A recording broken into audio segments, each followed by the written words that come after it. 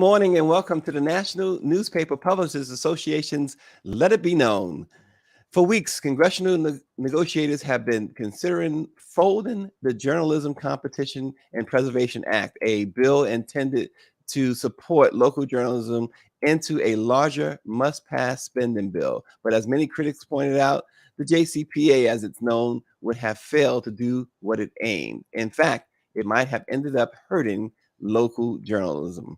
We will discuss that with Al McFarlane of Insight News and Denise Rolark Barnes of the Washington Informer this morning. Good morning, Denise and Al. Good morning. Good morning. Good morning, Denise. Before we get into the JCPA, we just wanted to get a quick update on the U.S. Africa Leadership Summit that's going on this week in Washington. Anything new there? Anything interesting? Well, I think it's always interesting, Stacey, and it's unfortunate that this whole summit is sort of gone under the radar. You've got close to 50 African heads of state from the continent who are here in Washington, D.C. at the Washington Convention Center, meeting with State Department officials and their delegations to really talk about Africa's growth and development. Again, Africa has said for many years, we are not looking for aid. We just want, our support for the projects that we're doing, and not recognizing the fact that, Africa is a young continent with, I think, over half of its population under the age of 19 years old. So they have some real issues that they're trying to address and trying to get United States support for.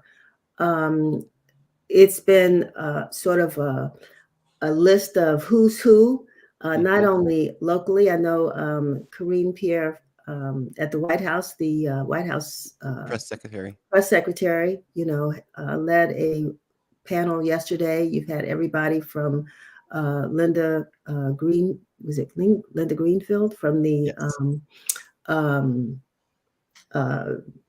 United Nations, who's been here, UN ambassador to the, I'm getting it all wrong, but the American ambassador to the United Nations. And I mean, you name it, everyone is here. There's a lot of African journalists here. I'm going to head over there in a little while, because that's my story, talking to these journalists. And what are some of the issues that they're really covering on the ground? And what is it that they want to take back to their readers and their viewers and folks that listen to their programs? What is it that they want to take back to show the progress of this summit? We know that not much is going to come out of it, let's say by tomorrow when the summit ends. But President Biden has committed a significant amount of money for projects in Africa. They're very, very concerned about environmental and global environmental issues. And I mean, it's a lot that's going on there. And I'm just happy to be sort of in the room, which is really all I am, is in the room. Right. But we are doing a big front page story this week in our newspaper, and we'll have even more coverage next week. So hope you'll follow us at the Washington Informer.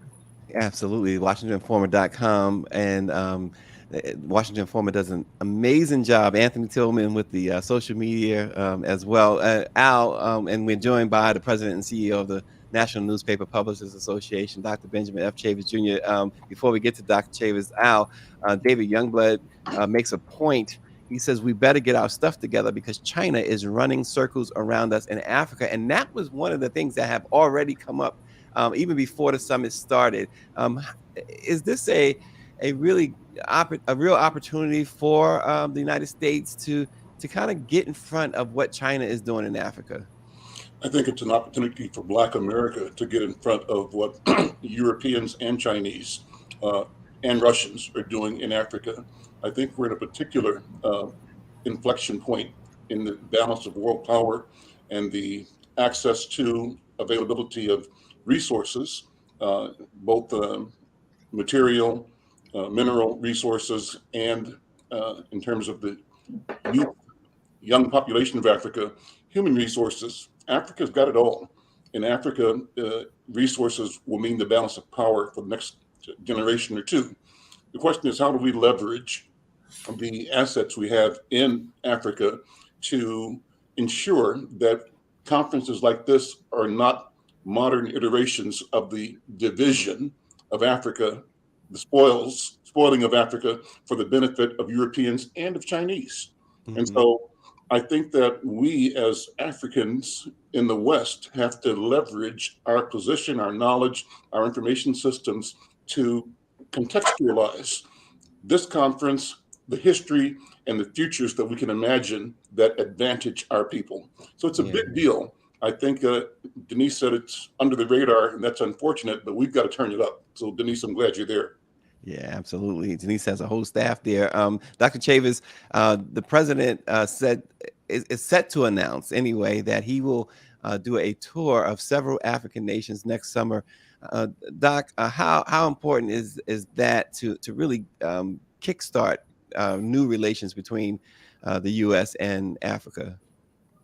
Well, thank you very much, and shout out to two of our leading member publishers of the National Newspaper Publishers Association, Denise Rolark Barnes and Al McFarlane.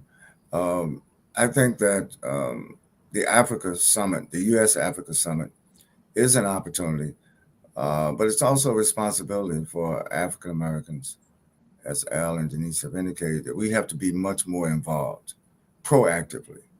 And we shouldn't just wait for an annual conference. This is an annual thing that the White House does. And I think it's good that the president, I was hoping he would even go to Africa in his first 2 years. But if he's going next year in 2023, that'll be great. And I hope he visits more than a couple of African nations. Africa is a big continent. And there are a lot of issues in North Africa, in Central Africa, in Southern Africa, in East Africa, West Africa, that all African Americans should be much more aware of. There's business opportunities, entrepreneurial opportunities, but there's also some critical public health issues. There's some critical the whole question of water. The United Nations has said several years ago, the next world war is not going to be over oil, it's going to be over water. And one of the critical places that we don't have fresh water is not only Flint, Michigan, or Jackson, Mississippi, it's in Africa. But it's not that water is not there, it's the technology to drill for the water. There's an ocean of water under the Sahara Desert. It's just a matter of getting the technology there. And I would encourage our HBCUs that have a lot of talent in engineering and kind of research that needs to be done, working with the Black press, working with entrepreneurs. I was with Robert Smith, a Black billionaire, 3 weeks ago, and I was emphasizing to him, I think that the investment community in African America needs to see Africa as a place for investment and get a return on the investment. Of course, African Americans will get more than just a financial return. We'll get a cultural return. We'll get a Pan-African return. We get a sense of our wholeness in the world. And I think I was just with some brothers and sisters from Brazil 2 weeks ago up in Harvard. And same thing. I mean, we are fractured as a people of African descent. And rather than waiting on our former colonial powers or our current powers of oppression to bring us together, that's something that we have to take initiative. I hope that sometime in 2023, Al and Denise, to lead a delegation of the Black press to Africa so that we can sow those ties. And I think you mentioned about the importance of all these different journalists and all these different publications that they represent. I'm hoping that the Black Press USA will become Black Press Global, where we can connect these dots and exchange information. And I'm talking about indigenous information in all these places. And last thing I would say is that we set trends here in America that influences not just the Black world, it influences the whole world. And people go to the bank off of our culture, off of our trends, off of our intelligence.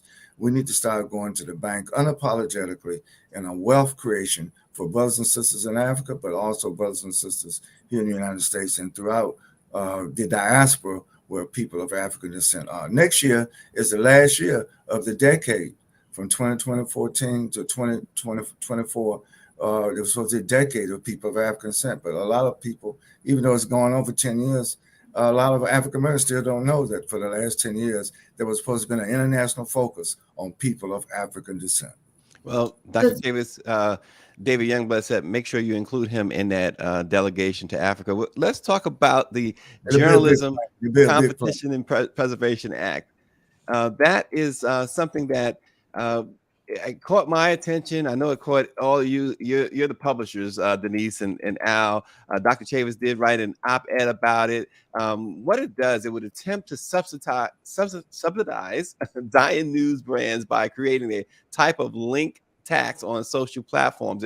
It's supposed to carve out an exception in antitrust law and let publishers across the U.S. band together and negotiate payment from sites that profit from aggregating lists of links on search and social platforms that users can click on to visit news sites. The bill excluded publishers with more than 1,500 employees, which consist of the three major newspapers in the U.S., the Times, New York Times, Washington Post, and Wall Street Journal. But it also excludes organizations with less than $100,000 in revenue, which would shut out some small town outlets, as well as some nonprofit and niche local news organizations doing some of the most innovative work in creating a sustainable local news model. After the exclusions, Denise, it leaves the bill's primary beneficiaries as a large mass of big city, high revenue publications whose newsrooms have been gutted by hedge funds like Alden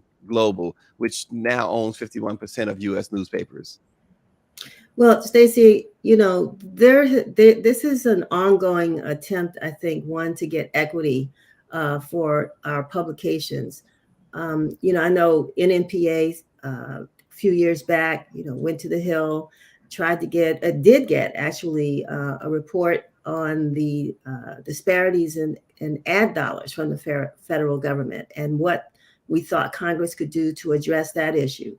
Report for America, beginning of COVID and during COVID, had a couple of initiatives that they sent to the Hill to try to get legislation passed to support local small publications. And they were very sensitive to the fact that Black and Hispanic publications not be excluded from the bill. So now you got this new initiative. And so to me, it seems as though there's a recognition of the power and the importance and the necessity to support local media, but they need to hear us out. And again, I mean, it's unfortunate. Yeah, $100,000 for a business doesn't sound like a lot of money, but for small newspapers, it is a lot of money. We're paying. We never have that much money really coming through our bank accounts and trying to pay reporters, and what have you. So, clearly there is an appetite for supporting local publications. It's just, how do we get to that place where everybody is treated equitably? And this bill seems to have some issues. Yeah, and Al, I reached out to Senator Amy Klobuchar, who is the sponsor of this bill. Have not yet heard back from her, as well as Chuck Schumer. His office told me last night that they would try and get back to me today. But Al, I guess it's safe to say you echo what Denise is saying here. Yes, I do. I think, again, this is a moment where we have an opportunity to articulate and advance our specific interest as both small businesses and as Black-owned or non-white media. I think that the danger here, the caution that you have raised, is that this proposed legislation, creates a window of shielding big companies from antitrust activity as they theoretically open themselves to negotiate the equity and sharing of revenue that news organizations, smaller ones in particular, are able to get when their content is shared or when they use content. So on its surface, it's a good idea, but the danger is that, in fact, it does create a new alignment of big money, of big media, of big digital, that moves them closer towards their monopoly, their continued and growing monopoly. So that's a concern. But Be that as it may, this is the right time. It's the right discussion. The question is, how do we show up?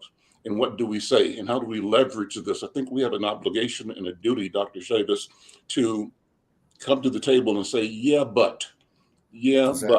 And what we have to do is take time to imagine what will be the very best scenario.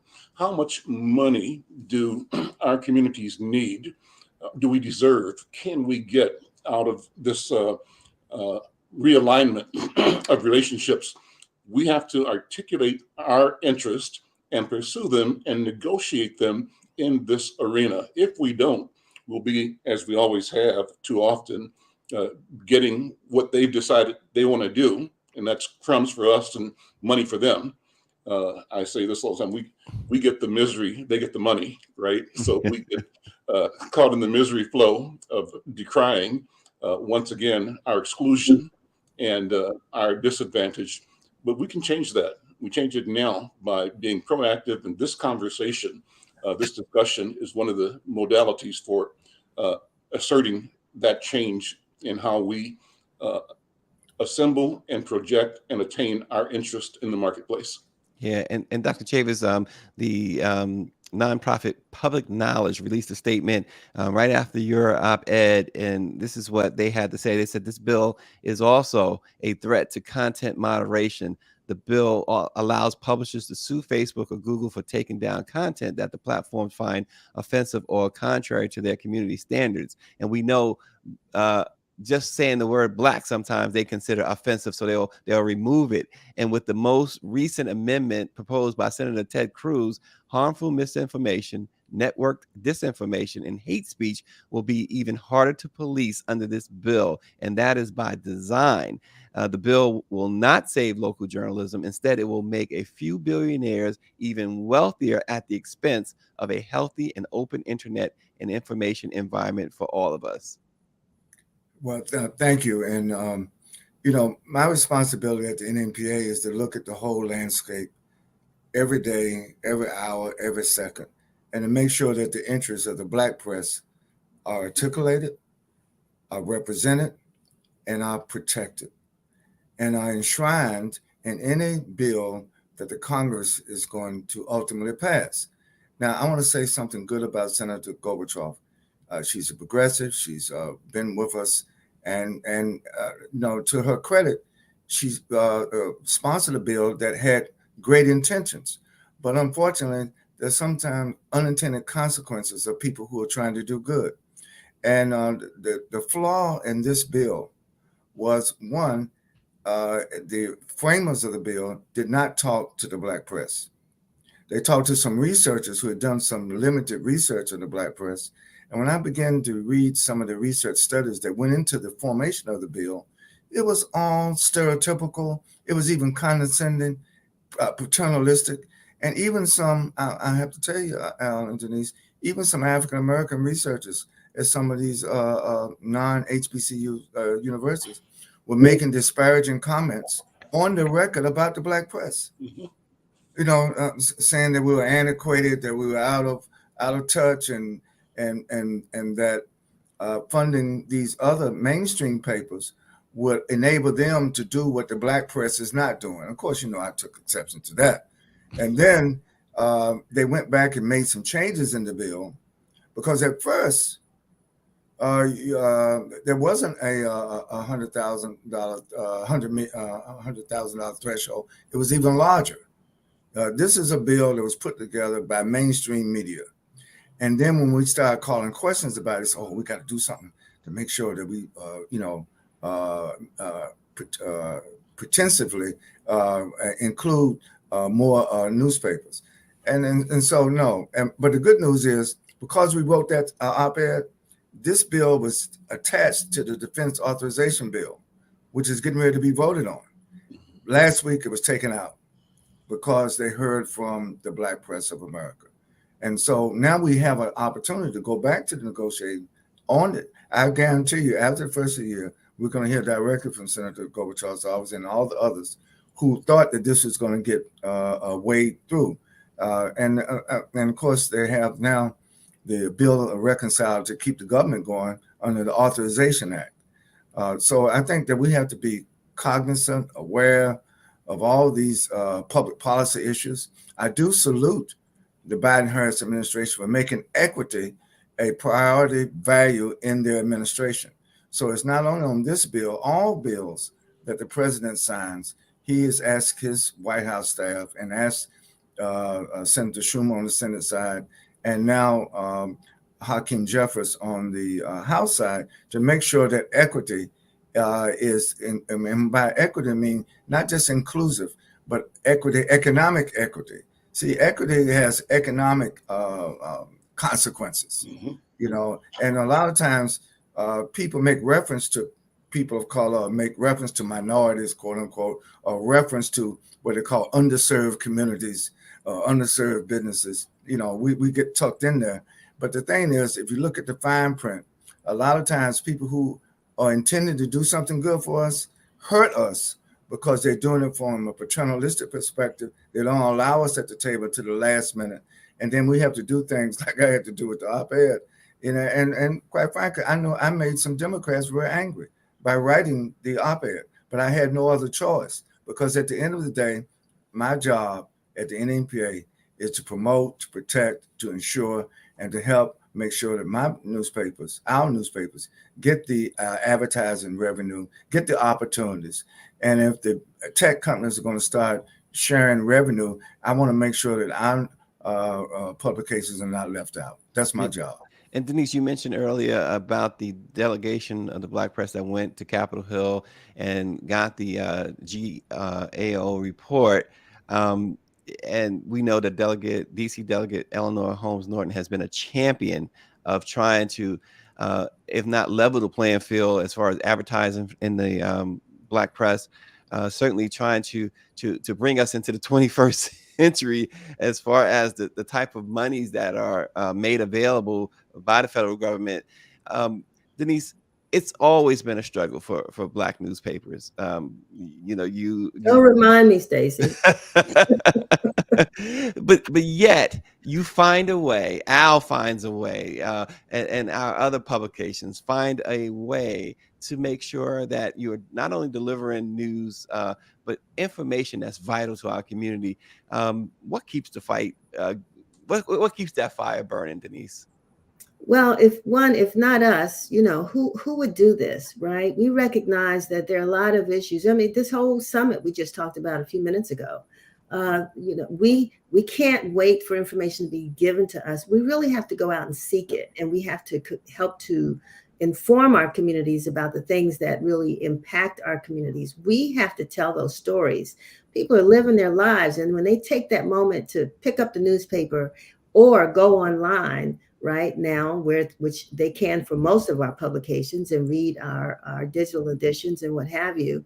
I mean, we're presenting stories and information and facts about things that impact their lives that, you know, haven't been put in the context that specifically addresses our community. And so it gives them a new sort of informed way of looking at issues. So what drives us? I don't know. I mean, you know, I was born in this thing, so I can't. This thing of ours that runs through my veins, you know, the ink that runs through my veins. Yes. But we know that we are mission oriented, and this whole digital process, this is costly. You know, anybody, when they say we're antiquated, if they really want to see us, you know, more present digitally, they have to recognize that we need to be supported so that we can afford, you know, the technology, the people to operate the technology, and just the resources to keep this digital process going. Which is going right back to those great big companies, because that's who we have to pay to do the work that we have to do. So I would just, I mean, I'm so proud of our president and CEO, you know, for writing that piece that he wrote, and for being available to address this issue from our perspective.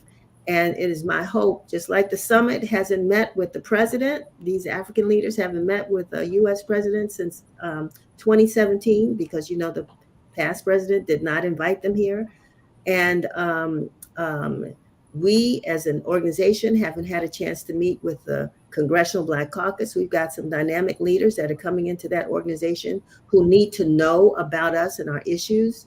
And so hopefully we will meet with them in March during Black Press Week, and begin to have them as our watchdogs on the Hill, to make sure that we are aware of what's going on there until we can actually have our own, let's say, person on the Hill, a lobbyist per se, because as 501c6, right, Dr. Chavis, we can do that.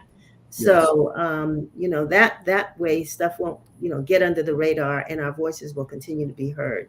But I don't know if I answered your question, other than you did. Just feel as though this is our mission.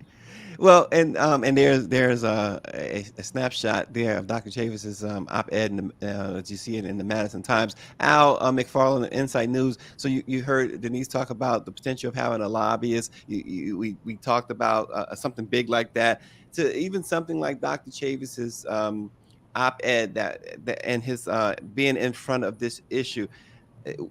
Talk about the importance for the Black press to have the National Newspaper Publishers Association, the trade that represents them, have that representation.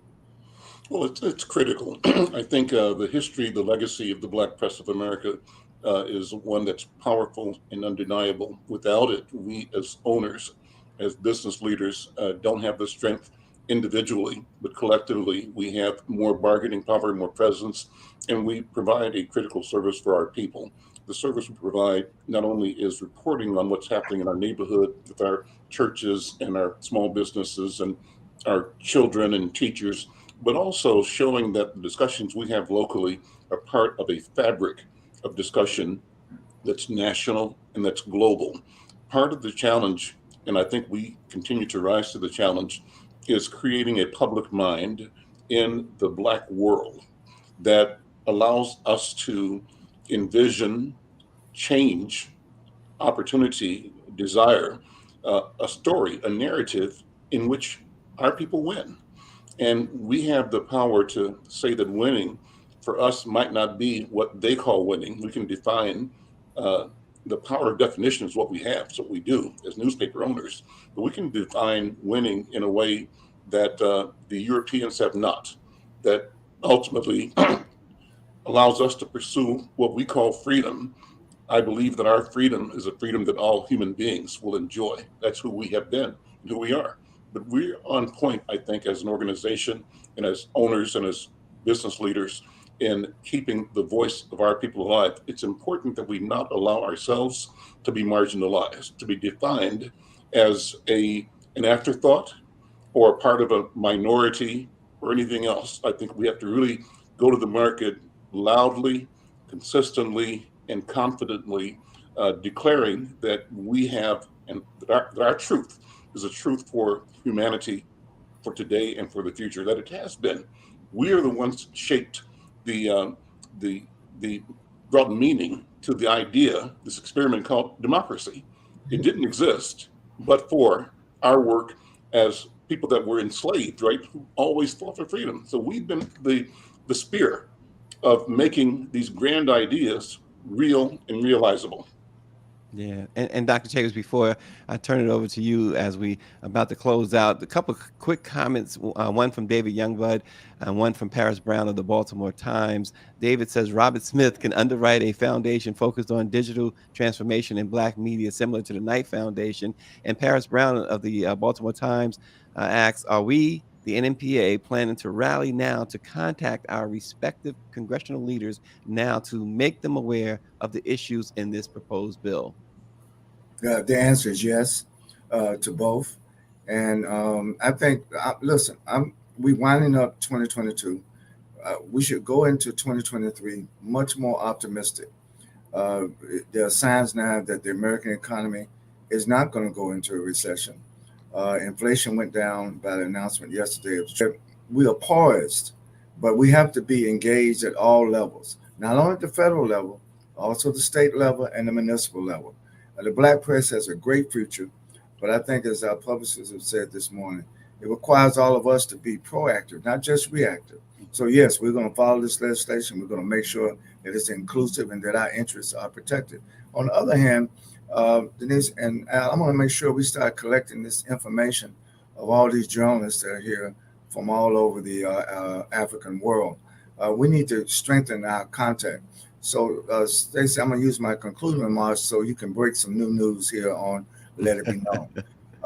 What I'm pleased to announce that the NMPA is in the final stages of producing an NMPA global app for the Black news.